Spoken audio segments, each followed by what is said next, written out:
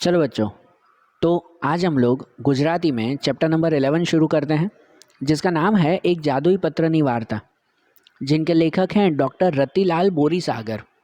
जो ये लेखक है ना, उन्होंने ये चैप्टर बहुत ही फ़नी वे में लिखा है। हाँ, सच में काफ़ी फ़नी वे में लिखा है। और ये जो चैप्टर का नाम है एक जादुई पत्र, मतलब एक मिरेकल लेटर। तो ये क्या है, क्या इसमें जादू है, वो ये चैप्टर समझे ना तो पता चलेगा। ये लेखक कहते हैं कि उनके एक खास दोस्त, लेखक के दोस्त का नाम है निरंजन। क्या नाम है? निरंजन। कि एक दिन संडे का दिन था, लेखक घर पे बैठे हुए थे, ठीक है, कुछ ज़्यादा काम वगैरह था नहीं। तो इनके दोस्त आए, इनके दोस्त निरंजन इनके घर पे आए। कहते हैं कि चल ना, आज जो है वो फिल्म देखने चलते हैं। तो लेखक ने पूछा टिकट लेके आए हो? तो निरंजन ने कहा कि नहीं, टिकट तो नहीं है, लेकिन तो उसके लेखक ने कहा कि देख भाई, टिकट नहीं है तो आज संडे है, आज तो फिर तो फिल्म देखने की बात भी नहीं हो सके कि भाई एडवांस बुकिंग ना कराई हो तो आज संडे के दिन टिकट कैसे मिलेगी। तो निरंजन ने कहा कि भाई तुम चलो तो सही, कि देखते हैं, कुछ हो गया तो ठीक है, नहीं तो वापस आ जाएंगे और क्या। तो लेखक ने भी जो है वो मान लिया, चलो ठीक है, वैसे भी संडे है, घर पे बैठे ही हैं, थिएटर भी ज़्यादा दूर नहीं था, तो दोनों चल पड़े।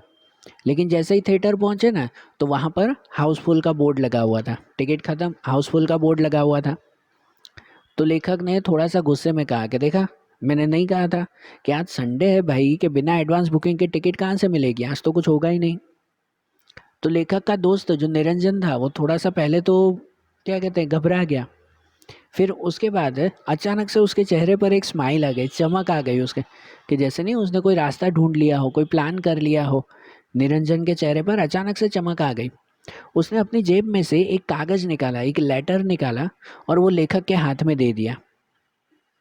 लेखक ने जो है वो ये लेटर खोला, लेकिन क्या कह सकते हैं कि वो लेटर देखकर वो लेखक भी जो है वो शॉक हो गए। क्यों पता है? क्योंकि वो लेटर इतने गंदी हैंडराइटिंग में लिखा हुआ था, इतनी गंदी हैंडराइटिंग में लिखा हुआ था कि समझ में ही नहीं आ रहा था एक वर्ड भी, कि उस लेटर में लिखा क्या हुआ है, उस कागज़ पे लिखा क्या हुआ है। लेखक कहते हैं कि भाई ये खुद लेखक हैं, और इसी वजह से भाई गंदी हैंडराइटिंग की बहुत सारी चीज़ें इन्होंने पढ़ी है। ठीक है, कि आसपास कितने सारे लोगों की अलग अलग हैंडराइटिंग होती है, ख़राब हैंडराइटिंग भी होती है। लेखक कहते हैं कि भाई ख़राब हैंडराइटिंग बहुत सारी इन्होंने पढ़ी है, लेकिन इस लेटर जितनी ख़राब हैंडराइटिंग उन्होंने आज तक नहीं पढ़ी। लेखक क्या कहते हैं पता है? कि भाई जैसे वो पता है गुड हैंडराइटिंग की कंपटीशन होती है कि किसकी हैंडराइटिंग सबसे अच्छी है। लेखक कह रहे थे कि अगर बैड हैंडराइटिंग की, कुलेखन जिसे कहते हैं, बैड हैंडराइटिंग, लेखक कह रहे थे कि अगर बैड हैंडराइटिंग की कंपटीशन हो ना, तो ये लेटर जिसने भी लिखा होगा ना, उसको ही हमेशा प्राइज़ मिलेगा, और कोई प्राइज़ जीत ही नहीं सकता, इतनी ख़राब हैंडराइटिंग उस लेटर में थी।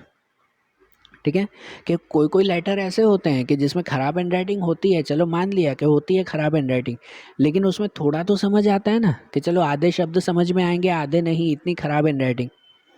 लेकिन वो लेटर तो इतनी ख़राब हैंडराइटिंग में लिखा हुआ था कि कुछ समझ में नहीं आ रहा था।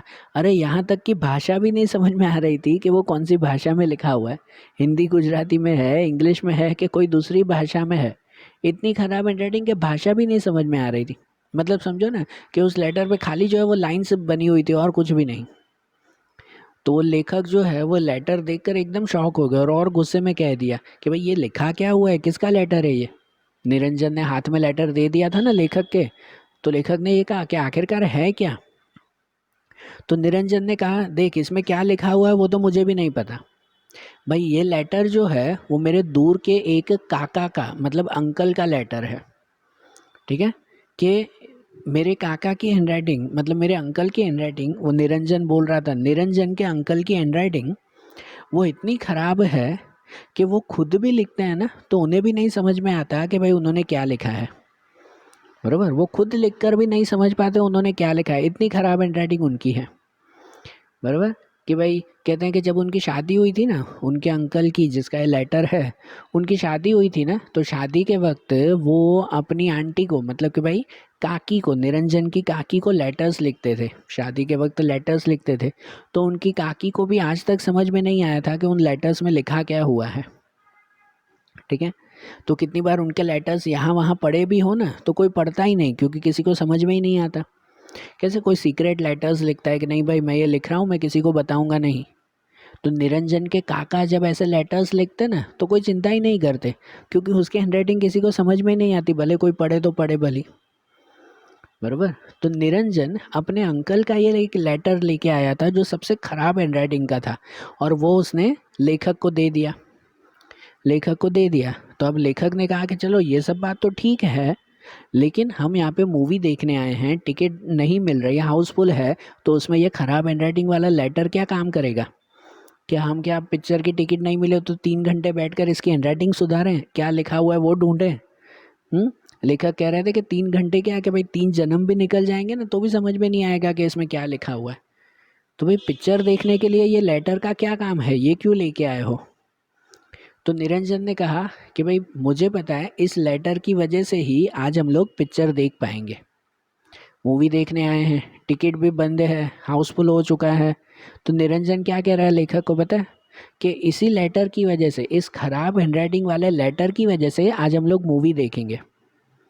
तो लेखक शॉक हो गया कि इसकी वजह से कैसे मूवी देखोगे, इसका मतलब क्या? तो निरंजन ने कहा कि तुम चलो अब मेरे साथ, कि देखते हैं कि देखो क्या होता है। ये कहकर वो निरंजन सीधा उस थिएटर के मैनेजर की जो ऑफिस है ना, उस ऑफिस में सीधा चला गया। लेखक भी उसके पीछे पीछे चले गए। भाई समझ में नहीं आ रहा था निरंजन करेगा क्या, इस लेटर का क्या करेगा। निरंजन ने चुपचाप वो लेटर जाकर वो थिएटर के मैनेजर को दे दिया। वो थिएटर का जो मैनेजर है उसके हाथ में वो लेटर दे दिया। कौन सा? वो खराब हैंडराइटिंग वाला लेटर उसके हाथ में दे दिया। उस मैनेजर ने भी वो लेटर खोल के देखा, और इतनी खराब हैंडराइटिंग कि उस मैनेजर को भी कहाँ समझ में आने वाली थी। जिसने लिखी थी उसके काका ने, उसको ही नहीं समझ में आती थी, तो इस मैनेजर को और कैसे समझ में आएगी। तो मैनेजर ने सीधा ही वो लेटर देखकर कहा कि भाई ये क्या है। ठीक है ना, कि भाई ये क्या है, उसने सीधा ही कहा। तो निरंजन ने एकदम सीरियस होकर, कैसे एक्टिंग करके सीरियस होकर उसने कहा कि भाई ये वेद साहब का लेटर है, उसके काका का नाम, बराबर, काका का नाम था वेद साहब। तो निरंजन ने उस थिएटर के मैनेजर को कहा कि ये वैद साहब का लेटर है। तो मैनेजर कह रहा था वैद साहब कौन भाई? भाई कौन वैद साहब? भाई समझ में नहीं आ रहा है। तो निरंजन ने जो है वो इसका फ़ायदा उठा लिया कि हाँ भाई मैनेजर को नहीं पता है कौन वैद साहब, तो चलो इसका फ़ायदा उठाते हैं। तो निरंजन ने सीधा ही कह दिया कि भाई वैद साहब जो है वो हमारी सिटी के लायंस क्लब डिस्ट्रिक्ट के गवर्नर हैं। लायंस क्लब के डिस्ट्रिक्ट गवर्नर हैं वो।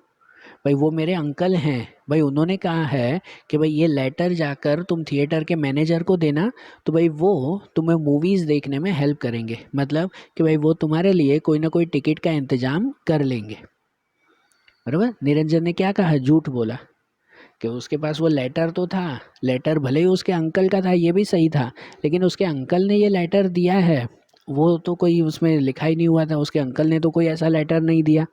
और उसने मैनेजर को क्या कहा कि भाई उस अंकल ने लेटर दिया है कि भाई इस लेटर दिखाकर तुम्हें बोल दूं कि भाई हमारे लिए कोई टिकट का अरेंजमेंट करो। कैसे भाई, कोई जगह पर कोई चीज़ हमें नहीं मिलती तो किसी की ओळखाण चलाते हैं ना, है ना, किसी की पहचान चलाते हैं कि चलो भाई उसकी पहचान के थ्रू हमें वो चीज़ मिल जाएगी। तो ऐसा काम वो करने जा रहा था निरंजन। उसने मैनेजर को झूठ बोल दिया कि देखो भाई मेरे अंकल ने ये लेटर तुम्हें भेजा है और उसने कहा है कि हम दोनों के लिए कुछ टिकट का अरेंजमेंट करो। तो मैनेजर कुछ पल के लिए तो एकदम जो है वो शॉक हो गया। उसने जो है वो कुछ समझ में ही नहीं आ रहा था कि भाई ये क्या है, और क्योंकि लेटर में भी नहीं लिखा हुआ, लेटर में क्या लिखा हुआ था वही नहीं समझ में आ रहा था ना। ठीक है ना, इतनी गंदी हैंडराइटिंग कि लेटर में अगर ऐसा लिखा हो कि हाँ भाई इन दोनों को टिकट का इंतजाम करके दो, तो वो मैनेजर समझे कि हाँ भाई लेटर में ऐसा लिखा हुआ है। उसमें तो क्या और कौन सी भाषा में, वही नहीं समझ। तो मैनेजर ने धीरे से कह दिया कि देखो भाई आज तो भाई शो हाउसफुल है, आज तो कुछ भी नहीं हो सकता। तो निरंजन ने इसका भी फ़ायदा उठाकर झट से मैनेजर के हाथ में से वो लेटर छीन लिया। झट से उसका लेटर जो है वो छीन लिया और उसने कहा कि चलो ठीक है, कि अगर जो है वो शो हाउसफुल है तो कोई बात नहीं, मैं जाकर जो है वो मेरे अंकल को कह दूंगा कि आपने मेरी बात नहीं मानी, कि भाई वो तो लायंस क्लब के मैनेजर हैं, बराबर, वो लायंस क्लब के गवर्नर हैं, तो वो अब आगे देख लेंगे कि वो क्या करना है। मैं जाकर मेरे अंकल को बोल दूंगा कि आपने मुझे टिकट नहीं दी है। ठीक है, ऐसे कह के निरंजन चुपचाप वहाँ से चला गया। कहते ना एक्टिंग, सामने वाले को ब्लैकमेल करना जानबूझ के। तो निरंजन ने ऐसे ही कह दिया। तो वो जो मैनेजर था, वो मैनेजर जो है वो बिल्कुल घबरा गया। कि भाई वो जाकर इतने बड़े गवर्नर को जाकर ऐसा कह देगा कि भाई मैंने बात नहीं मानी, तो भाई मेरे ऊपर कुछ एक्शन ना हो जाए। तो मैनेजर ने जो है वो दोनों जब जा रहे थे ना, निरंजन और लेखक जा रहे थे, तो उनको जो है वो रोक कर कह दिया, उनको रोक कर कि भाई रुको रुको रुको, मैं कुछ करता हूँ भाई, शो तो हाउसफुल हो चुका है, मैं कहीं पर 2 एक्स्ट्रा चेयर आपको लगा के देता हूँ। ठीक है, तो मैनेजर ने क्या कह दिया कि भाई तुम चिंता मत करो, 2 एक्स्ट्रा चेयर में लगा के देखा हूँ। तो देखा, उस लेटर की वजह से, उस खराब हैंडराइटिंग के लेटर की वजह से इन दोनों की मूवी की प्रॉब्लम सॉल्व हो गई, है ना। इनको पिक्चर देखने नहीं मिल रही थी, तो किसकी वजह से, उस लेटर, खराब हैंडराइटिंग के लेटर की वजह से, और ये निरंजन की एक्टिंग की वजह से। निरंजन ने एक्टिंग करके कह दिया कि भाई ये लेटर जो है वो इतने बड़े गवर्नर का है, भाई उसने मुझे बोला है कि भाई तुम मुझे टिकट दोगे, और तुम नहीं देने वाले हो तो मैं सीधा जाके उसको बोल दूँ। कैसे सामने ऐसे झूठ बोल दिया, तो सामने वाला वो मैनेजर तो टिकट देगा ही ना, वो कैसे मना करेगा, बरोबर। तो टिकट नहीं भी थी ना, तो भी थिएटर में 2 एक्स्ट्रा चेयर्स लगाकर इन दोनों को बिठा दिया, निरंजन और लेखक को। तो पता है ये जो चैप्टर का नाम है ना, एक जादुई पत्र, तो वो जादुई पत्र इस तरह से है कि ये पत्र ऐसा था कि किसी को कुछ समझ में ही नहीं पड़ता था क्या लिखा हुआ है, तो इसलिए सामने वाले को जो बोलो वो मान जाता था, है ना, क्योंकि किसी को समझ में ही नहीं आता कि एक्चुअली वो लिखा क्या हुआ है। तो जिसको भी जो भी समझा वो मान जाएगा। जैसे इस मैनेजर को कह दिया कि इसमें जो है वो लिखा हुआ है, आप मुझे 2 टिकट दोगे, तो मैनेजर को भी कहाँ समझ में आने वाला था, तो उसने मान लिया ना उसकी बात। इसीलिए इसका नाम जादुई पत्र है। इसमें कोई जादू नहीं है, लेकिन इससे जादुई पत्र इसलिए कहा गया है कि कोई भी चीज़ इससे हो जाती है। तो उसने, मैनेजर ने 2 एक्स्ट्रा चेयर जो है वो वहाँ पर कह दी, बराबर, वहाँ पर जो है वो ये लगा दी। तो वो जो लेखक थे ना, वो लेखक निरंजन को देखते ही रह गए। निरंजन हमेशा से मस्तीखोर था, लेकिन आज ऐसी मस्ती कर दी कि जहाँ पे थिएटर में हाउसफुल का बोर्ड लगा हुआ था, तो भी पिक्चर देखने के लिए 2 सीट, 2 जो है वो क्या कह सकते हैं कि सीट मिल गई। अब दोनों तो बैठ गए, लेखक और निरंजन आराम से एक्स्ट्रा स्पेशल चेयर पे जाकर वहाँ थिएटर में बैठ गए और पूरी मूवी देखी। ठीक है, लेकिन इंटरवल में जो है, जो प्यून होता है वहाँ पर, तो वो थिएटर का प्यून इन दोनों के पास आया इंटरवल में, और इन दोनों को कहा कि भाई चलो मैनेजर तुम्हें बुला रहा है। अब ये सुनकर लेखक तो बिल्कुल घबरा गए। उसने कहा कि भाई नक्की उसको पता चल गया होगा कि हम कोई वेद साहब का जो है वो लेटर नहीं लेके आए हैं और हमने झूठ बोला है, कि पक्का पता चल गया होगा हमने झूठ बोला है, अब तो सीधा जेल ही जाना पड़ेगा, है ना। लेखक तो घबरा गए ना कि भाई मैनेजर इंटरवल में क्यों बुला रहा है। तो निरंजन ने कहा कि भाई तुम छोड़ो, चिंता मत करो कि भाई देखे तो सही, और अगर पुलिस ने भी पकड़ लिया तो चिंता मत करो, पुलिस को वो लेटर दिखा देंगे, वहाँ से भी छूट जाएंगे, है ना, पुलिस को भी वो लेटर दिखा देंगे, ऐसा है ना। है तो जादुई लेटर ना, जादुई पत्र, क्या लिखा हुआ है किसी को नहीं पता, जिसको जो चाहे वो समझा दो। तो वो दोनों हंसते हंसते जो है वो मैनेजर के पास पहुँचे, और मैनेजर ने जो है वो कोई कंप्लेंट करने के लिए नहीं, मैनेजर ने उल्टा इसलिए बुलाया था कि लाओ लाओ भाई बैठो, कुछ नाश्ता पानी खाओगे कि नहीं खाओगे। मैनेजर ने तो उल्टा नाश्ते पानी के लिए जो है वो उससे पूछा। तो अब ये सच में जादुई पत्र लग रहा था ना, ठीक है ना। तो इस तरह से इस जादुई पत्र के थ्रू दोनों ने जो है वो इस तरह की मूवी देख ली, बिना जो है वो टिकट के भी मूवी देख ली उन्होंने, ठीक है। तो अब जो है वो ये निरंजन उसको कह रहा था, निरंजन लेखक को कह रहा था कि देखो ये है तो सच में जादुई पत्र है, जिसको से जो चाहे वो काम करवा सकते हैं, तो भाई कभी तुम्हें भी इस जादुई पत्र की ज़रूर पड़े ना तो मुझे बोल देना, बराबर। तो अब कुछ दिनों बाद, अब दूसरी सिचुएशन, पहली तो हो गई जादुई पत्र क्या काम करता है वो पता चल गया ना, ठीक है ना। तो कुछ दिनों बाद ये लेखक जो है वो एक कंपनी में क्लार्क की जॉब के लिए जाने वाले थे। क्लर्क की जॉब के लिए उन्होंने एप्लीकेशन दे दी थी कंपनी में। भाई कुछ दिनों बाद उस कंपनी में इंटरव्यू भी था इनका, ठीक है। अब इंटरव्यू था तो इंटरव्यू देने के लिए एक थोड़ी कितने सारे लोग आते हैं। तो लेखक ने ऐसा सोचा कि भाई मैं एक काम करता हूँ कि निरंजन का दिया हुआ वो जो जादुई पत्र है ना, वो जादुई पत्र मैं वहाँ पे लेके जाता हूँ, और उस कंपनी को मालिक को कह दूंगा कि हाँ भाई, जैसे उस थिएटर के मैनेजर को कहा था ना, तो वैसे ही जाकर कंपनी के मालिक को भी कह दूंगा कि भाई वेद साहब ने जो है वो ये लेटर भेजा है कि आप नौकरी मुझे दे दो। कोई भी नौकरी लेने जाओ तो वहाँ पे सिफारिश देनी पड़ती है ना, ठीक है ना। सिफारिश मतलब कि भाई अपना जो है वो नाम लगाना पड़ता है। कोई जगह पर नौकरी के लिए वो कहते हैं ना कि हाँ भाई उस बड़े इंसान ने ये कहा है कि भाई इसको ही नौकरी मिलनी चाहिए, तो वो कंपनी का मालिक भी फिर उसी को ही नौकरी देता है, ऐसे सिफारिश चलती है। तो लेखक ने यही सोचा कि भाई एक काम करता हूँ, वहाँ जाकर मैं ये लेटर लेके जाऊँगा और उसको कंपनी के मालिक को जाके बोल दूँगा कि भाई वो वेद साहब ने मुझे ये लेटर दिया है कि भाई ये जॉब मुझे ही दे दो। ठीक है, तो फिर तो जॉब पक्का मुझे मिल जाएगी, जैसे थिएटर में पिक्चर देखने को मिल गई वैसे यहाँ पे मुझे जॉब भी मिल जाएगी। लेखक ने ऐसे ही सोचा, बराबर ना। तो उन्होंने ये सोचा ना, तो ये सोचकर लेखक ने सीधा ही निरंजन को फ़ोन किया और उसने कहा कि भाई वो लेटर मुझे दे दो तुम, कि अब जो है वो लेटर मैं वहाँ पे लेने जाऊँगा।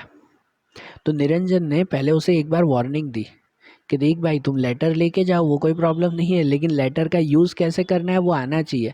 अगर लेटर का यूज़ करने नहीं आया तो ऐसे नहीं कहीं लेने के देने आ जाए, बराबर। तो वो लेखक कह रहे थे कि नहीं नहीं तुम चिंता मत करो भाई, मैंने तुमसे सीख लिया है कि भाई तुमने थिएटर में कैसे बोला था झूठ, वैसे ही मैं जाकर मेरी कंपनी में झूठ बोल दूंगा, अपने मालिक को बोल दूंगा कि भाई ये नौकरी मुझे ही दे दे। तो ठीक है कि भाई निरंजन ने भी ये बात मानकर और लेखक को जो है वो ये लेटर दे दिया। वो लेखक जो है वो तो खुशी खुशी पहुंचे कंपनी में। उस कंपनी में जो मालिक का पीए होता है ना, पर्सनल असिस्टेंट, ठीक है, उसको जो है वो जाकर सीधा ही लेटर दे दिया, मालिक के पीए को, असिस्टेंट को जाकर ये लेटर दे दिया और वहाँ जाके कहा कि भाई जो है वो लायंस क्लब के डिस्ट्रिक्ट गवर्नर, भाई उसका ये लेटर है और उन्होंने कहा है कि भाई ये नौकरी मुझे ही मिलनी चाहिए। तो उन्होंने जो है वो क्या कह सकते हैं कि उस पीए ने, जो पर्सनल असिस्टेंट था, उसने वो लेटर देखा तो उसे भी कहाँ हैंड राइटिंग समझ में आने वाली थी और उसने वो लेटर जाकर अंदर मालिक को दे के आया। कुछ देर बाद वहाँ ऑफिस से जो है वो बुलावा आया। लेखक को कहा कि चलो भाई ऑफिस में वही मालिक बुला रहे हैं, ठीक है, जिसको लेटर पहुँचाया था भाई वो मालिक बुला रहे हैं, चलो। लेखक थोड़े से घबरा रहे थे, ठीक है। उन्होंने जो है वो लेटर दे तो दिया था, अब मन ही मन डर लग रहा था कि कहीं मेरा झूठ पकड़ा गया तो, मैं सही से झूठ नहीं बोल पाया तो, बोलना तो झूठ ही था ना। तो लेखक को डर लग रहा था कि कहीं मैं सही से झूठ नहीं बोला है तो, बराबर। तो वहाँ पे वो गए अंदर, फिर भी चलो कांपते कांपते गए, ऑफिस में गए। ऑफिस में गए तो वो जो मालिक बैठा हुआ था ना वहाँ पर, जो मेन हेड जो बैठे हुए थे, वो उस लेटर को एकदम ध्यान से देख रहे थे, समझने की कोशिश कर रहे थे, लेकिन लेटर में किसको समझ पड़ने वाली थी, नहीं ना। तो उसको पूछा, उस मालिक ने इस लेखक को पूछा कि भाई ये किसका लेटर है। तो उसने कहा कि भाई ये तो वेद साहब का लेटर है। कि भाई लेखक ने कहा कि भाई ये वेद साहब का लेटर है। तो उसने कहा कि भाई तुम वेद साहब को कैसे पहचानते हो, ठीक है, उस मालिक ने कहा कि तुम वेद साहब को कैसे पहचानते हो। तो उसने कहा, लेखक ने कहा कि भाई मेरा दोस्त है ना निरंजन, उस निरंजन के अंकल हैं वो, उस निरंजन के काका हैं, अंकल हैं वो। तो उस मालिक ने ये कहा कि भाई इस पत्र में लिखा क्या हुआ है, इस लेटर में लिखा क्या हुआ है वो तो बताओ, ठीक है ना, सही बात, लेटर समझ में किसको आ रहा था। तो उस लेखक ने कहा कि भाई ये इसमें क्या लिखा हुआ है वो तो भाई मुझे भी ध्यान से नहीं समझ में आ रहा है। तो अब वो मालिक कह रहा था, ध्यान से सुनना, कि भाई उसने क्या कहा। उसने कहा कि चलो निरंजन तुम्हारा दोस्त है ये अच्छी बात है, और ये जो लेटर है ना वो लेटर मेरा ही है और ये हैंडराइटिंग मेरी ही है, लेकिन भाई मुझे कभी ध्यान नहीं आ रहा है कि भाई मैंने मेरे लिए ही कभी लेटर लिखा होगा। ठीक है, उस मैनेजर ने क्या कह दिया, वो जो मालिक था उस मालिक ने क्या कह दिया कि भाई मुझे कभी याद नहीं आ रहा है कि ये लेटर मैंने मेरे लिए ही लिखा हुआ है। तो ये जैसे ही लेखक ने सुना ना, तो लेखक के तो वो कहते हैं ना कि भाई पैरों के नीचे से जैसे ज़मीन खिसक गई। मतलब क्या सिचुएशन क्या हो गई पता है, कि लेखक गए थे नौकरी के लिए, नौकरी मिलने के लिए उसने झूठ बोला। उसने ये कहा कि भाई मैं कंपनी के मालिक को ये बोल दूंगा कि वेद साहब ने ये लेटर दिया है, बराबर, कि नौकरी मुझे दे दो। लेकिन कंपनी के मालिक कौन थे पता है, वो वेद साहब खुद ही उसके मालिक थे। मतलब लेखक ने क्या गलती कर दी पता है, उस मालिक जो वेद साहब खुद ही थे उसी को ही जाके लेटर दे दिया कि ये तुम्हारा ही लेटर, तुमने ही दिया है, तुम्हारे ही लिए। तो कैसी सिचुएशन हो जाए। तो लेखक तो एकदम से घबरा गए कि अरे ये क्या हो गया।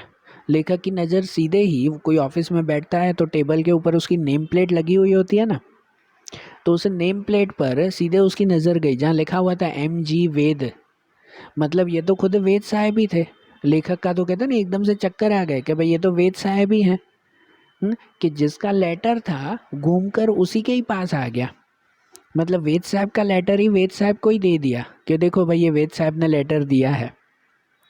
तो वो भी हंसते हुए कह रहे थे ना कि भाई मुझे याद नहीं आ रहा है कि मैंने मेरा लेटर मेरे लिए ही लिखा हो कभी। तो देखा ये जो है वो ये लेखक का नसीब। लेखक कह रहे थे ना कि भाई ये भी जो है वो मेरा नसीब कि भाई मैंने उनका लेटर उनको ही दे दिया। वो निरंजन ने टोका भी था कि देख अगर लेटर का यूज़ करने नहीं आता है तो लेने के देने पड़ जाएंगे। तो पड़ गए ना लेने के देने। लेखक मन ही मन सोच रहे थे कि इससे अच्छा मैं निरंजन से एक बार खुल के बात कर लेता ना कि भाई मैं इस कंपनी में जा रहा हूँ। तो शायद निरंजन मुझे रोक भी लेता कि ये तो मेरे काका की कंपनी है कि भाई उनका लेटर लेके उनके पास ही जा रहे हो। बरोबर। तो वो जो लेखक तो अब क्या कहते फंस गए ना कि अब तो वो लेटर जो झूठ बोलने गए थे उनका झूठ तो पकड़ा गया। लेकिन अब करे क्या? अब क्या सिचुएशन क्या? अब क्या करे उसके सामने? तो वो जो वेद साहब थे ना, वो वेद साहब थोड़े से मजाकिया स्वभाव के थे और अच्छे स्वभाव के थे। तो उन्होंने हंसते हुए कहा कि चलो देखो ये लेटर मेरा है वो तो मुझे पता है, लेकिन इस पे क्या लिखा हुआ है वो तो भाई मुझे भी खुद में नहीं समझ में आ रहा। ये मेरी हैंडराइटिंग मुझे ही नहीं समझ में आ रही। तो इस लेटर को छोड़ो, भाई तुम्हें क्या काम है वो तुम सीधे बोलो, है ना। अब लेटर को हटा दो और तुम्हें क्या काम है तो भाई तुम सीधे ही बोलो। तो लेखक ने घबराते हुए कहा कि भाई मुझे सिर्फ यहाँ पे नौकरी चाहिए इसलिए मैं यहाँ पर आया हुआ हूँ और कुछ भी नहीं। तो उस वेद साहब ने जो है वो लेखक की क्या कह सकते हैं इंटरव्यू ले लिया और उसको कहा कि हफ्ते के बाद आकर जो है वो ये चेक कर लेना तुम्हें नौकरी मिली या नहीं। लेखक को उसी जगह पर नौकरी तो मिल गई, नौकरी तो मिल गई, चलो ठीक है, लेकिन उस जादुई पत्र की वजह से नहीं, उस लेटर की वजह से नौकरी नहीं मिली। वो तो अपने टैलेंट की वजह से उनको नौकरी मिल गई। और वो जो जादुई पत्र था ना, वो जादुई पत्र वो तो वेद साहब के पास वापस चला गया। जिसका लेटर था वो उसी के ही पास चला गया ना। अब वेद साहब वापस वो लेटर देने वाले थे क्या? नहीं देने वाले थे ना, वो तो गया उनके पास ही वो लेटर। ठीक है। और इस बात का अफसोस वो लेखक और निरंजन हमेशा करते रहते थे कि भाई इतना अच्छा जादुई पत्र था वो आखिरकार हाथ से निकल गया। बरोबर, बात आई समझ में? तो देखो आज जैसे हमने ये चैप्टर देखा ना, अब वैसे ही इनके दूसरे चैप्टर्स गुजराती के आगे के चैप्टर्स वो अब हम लोग अगले वीडियोस में देखेंगे। Okay, thank you.